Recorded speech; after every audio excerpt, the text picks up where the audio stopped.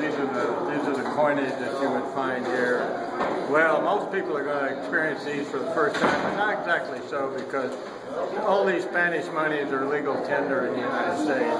It will be until 1857. So these are all the Spanish coins that you'd encounter.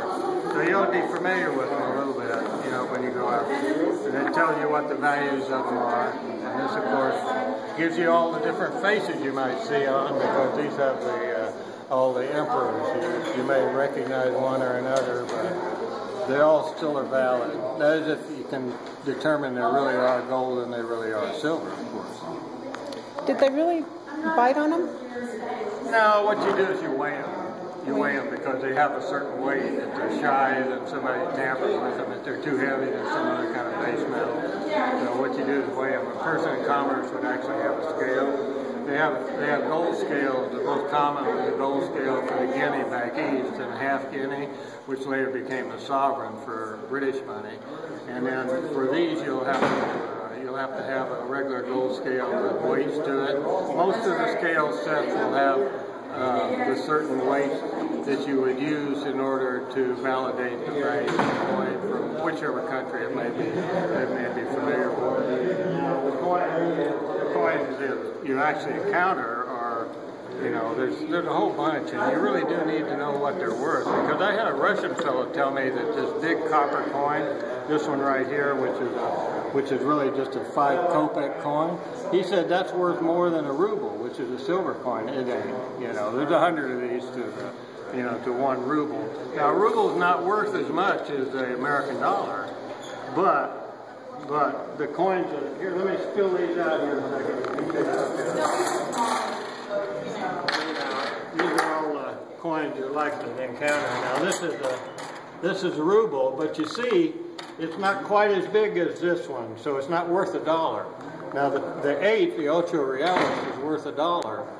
And the same as the Yankee dollar. That's where the expression 2 bits, 4 bits, 6 bits a dollar, because they sometimes, if they don't have these fractional currencies, they might chop them up, you know, use as fractional currency. But now that isn't worth as much. And that's not all. Even the British money, like this shilling, see, now that's like this shilling right here. I mean, this is close to a quarter, but it's not quite. But some people will just for convenience begin to trade them the same, so that, you know, they have a common market, so to speak. And then you got your brass coins. But just to give you a notion of how wide these are traded, I've happened to have here one of these little coins that's got marks all over it. See, it's got, is that the one that's got the marks on it? I think it is. Got those little marks on it. It's called chop marks. That means it's been to the Orient, and assayers there have stamped it to verify that it is true silver indeed. So that's what you got to be familiar with. Yankee money is okay, but you know, they're not as familiar with it. Okay. Would you like me to play you a tune? I would love it. Do you have a particular tune in mind? I might know it, but we could try it. Just what do you favor? I can't think of any right now. Well, here's a popular one. This is by Stephen Foster. You know, it actually appeared in a play back in New York City, and heralded. I think that was in '48.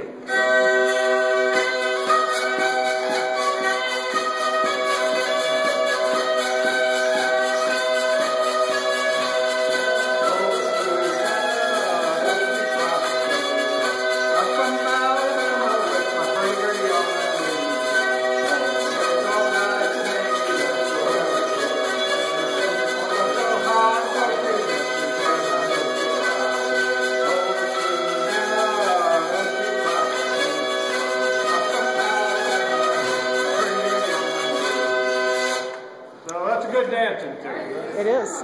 You have to give them lively at night. And what is this instrument called? It's called a hurdy-gurdy. A hurdy-gurdy. Yeah, now I got this from a Frenchie down in Valparaiso. I come by ship here. This is the luckiest day of my life. I'll show you. This is the luckiest thing that ever happened to me. Right here it is. This is the actual lottery ticket, the winnings of which was transport to California. Oh, that is just gorgeous. So there you go. That's how I got here. Otherwise, I couldn't have afforded it, and I sure wouldn't have come by land. It takes way too long. This only took 100 days. Only 100 days, which was very, very fast. But it was just the right time to come on to the... Well, you see what happened is you got the confluence of the Atlantic and the Pacific Ocean, and it's just like when rivers come together. They're fighting each other. So, you know, when you go through there, there's only a certain strait that you can get through. Now, that's where the horn is. But there's various ways to go through there. And Drake, now that was the fellow, that Englishman during the 1500s, he found an inland sort of a route, but it's very treacherous because the wall of the canyon is very narrow. That's the way we come to the ship captain, because you avoid all that confluence. But anyway, like I say, it only took 100 days to get here, and it was really sweet. Well, I think we are out of time. Time for us to go out.